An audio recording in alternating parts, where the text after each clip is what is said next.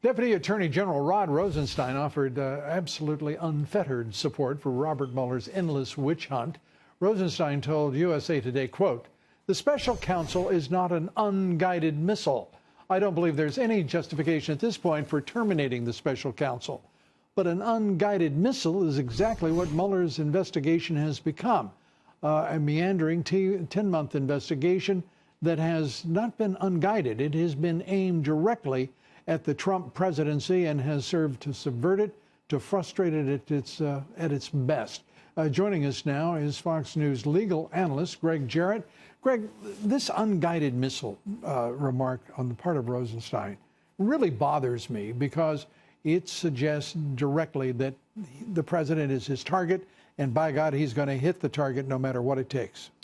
Yes, and I would not expect Rosenstein to say anything else since he appointed Mueller, and he has a vested interest in Mueller finding some evidence of collusion which doesn't exist and is not a crime. So, look, this guy right here, Rosenstein, Mueller, Comey, they're all thick as thieves. They've been with each other for a very long time. They've worked with each other, allies, mentor. Of all the great lawyers there are in the nation, you would have thought that Rosenstein could have found somebody other than Bob Mueller. And if Mueller had an ounce of integrity, what he'd really do is investigate Comey for stealing government documents, leaking them to the media. Both of those are crimes. And investigate Comey for obstruction of justice in the Hillary Clinton case. And finally, investigate Comey for signing off, not once, but numerous times, onto a unverified dossier, which under the law must be verified. A phony dossier, I think it's safe to say, and not one, but two of them. The Shearer dossier, the second. We don't even know where the Department of State is in all of this. We haven't weighed in with the Department of State, its relationships with the British government, MI6, which was the former employer of Christopher Steele, the man who was paid millions of dollars to come up with a work of fiction. It's appalling. And yet there's not a single, aside from Judiciary and the Oversight Committee, there's not a single investigation underway into the corruption of the FBI and the Department of Justice. And there should be. If you just look at the dossier, I must have read it 100 times. I laugh every time. It never gets old.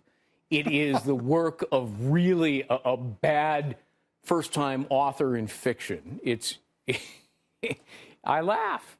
And the FBI had to have been laughing too, but they didn't care. They were going to use it as an excuse to investigate Trump. But I have a question.